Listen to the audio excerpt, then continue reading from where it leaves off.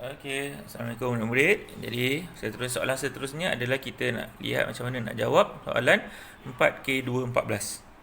Okey, 4K214. Okey, Rajah 7 menunjukkan satu penyiasatan. Kita ada gambar pokok, nak panah karbon dioksida, nak panah gas X, daun yang diselotip. Okey.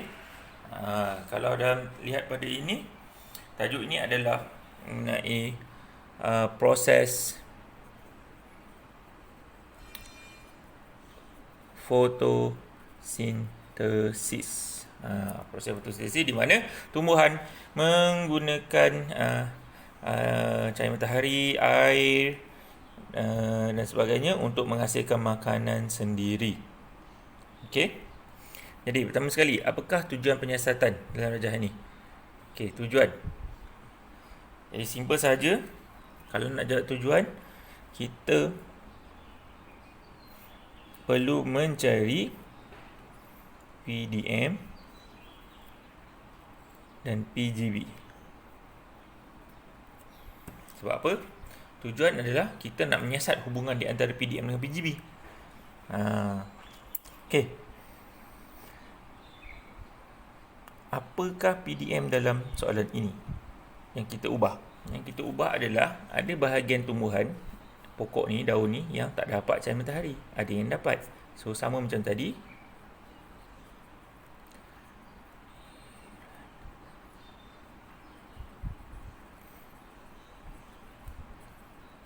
Okey, kehadiran cahaya matahari. Okey, seterusnya PGB. Apa PGB-nya? Right, PGB-nya adalah hasilnya. Apa yang berlaku? Yang berlaku nanti daun bahagian yang diselotip itu akan kekuningan. Jadi hasilnya adalah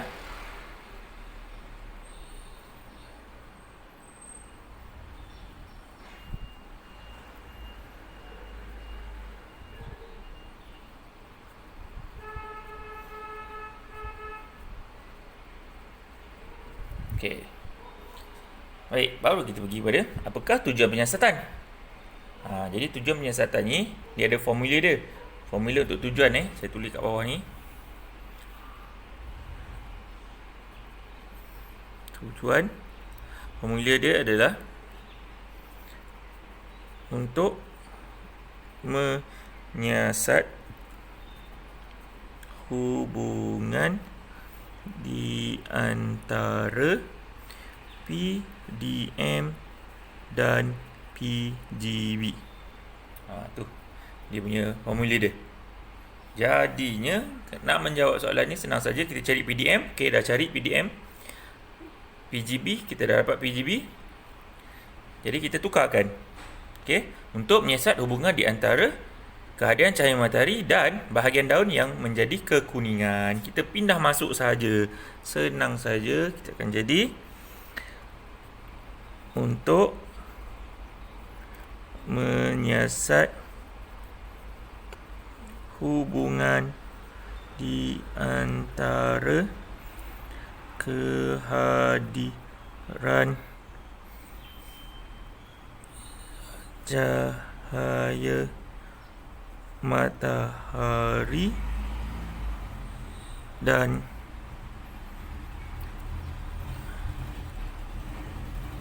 bahagian daun menjadi kekuningan. Okey, itu soalan tujuan. Namakan gas X. Yang ni kita kena belajar tajuk ni lah.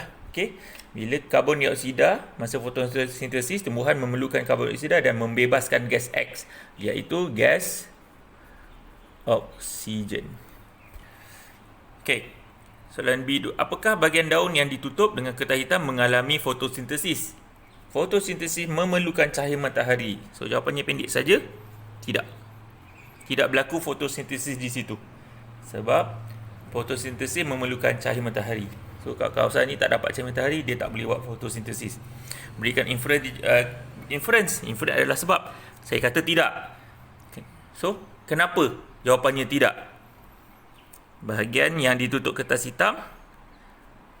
Bahagian ditutup kertas hitam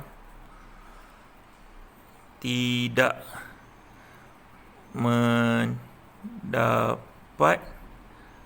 cahaya matahari.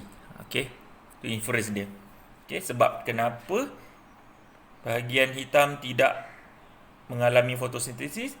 Kenapa? Sebab bahagian itu tidak mendapat cahaya matahari. Okey, seterusnya, ramalkan apa yang akan terjadi pada hidupan lain jika tiada proses fotosintesis. Tak ada fotosintesis, hidupan lain akan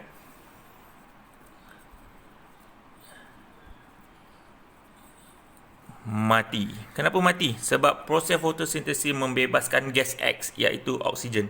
Kita bernafas menggunakan oksigen. Kalau tak ada fotosintesis, kita tak dapat oksigen. Okey. Dan tuliskan persamaan perkataan untuk proses fotosintesis. Okey. Proses fotosintesis adalah